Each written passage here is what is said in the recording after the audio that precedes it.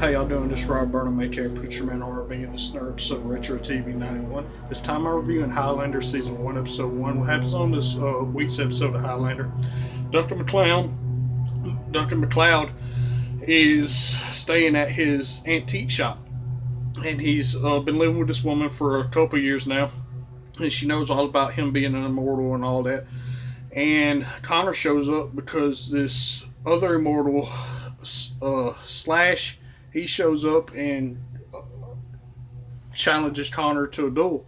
And the thing with the immortals is there can only be one, and they all are sword fighters, and the last one standing gets the power of all the immortals and rules over time.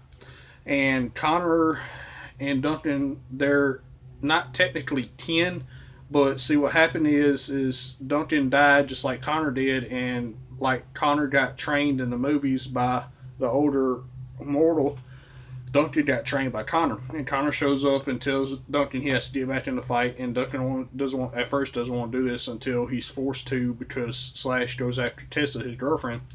And what happens is at the end of the episode, Slash challenges Duncan, and Connor knocks Duncan out and goes to the fight in Duncan's place. And Connor and Slash are having their end fight at the end of the episode. And Slash has this booby trap on the end of his sword and stabs Duncan, and Duncan falls over the bridge into the water. Well, this doesn't kill Duncan doesn't kill Connor, because the only way to kill an immortal is to cut his head off and take his power. So Duncan shows up, and Duncan and Slash have their end fight of this episode. And Duncan gets the better of Slash and cuts his head off and takes his power at the end of the episode. And the only other thing that's happening in this episode, we did a flashback scene of Duncan when he lived on the reservation, and the woman that he loved and the whole tribe he was staying with got murdered, and he couldn't do nothing about it because he's immortal and he couldn't die with them.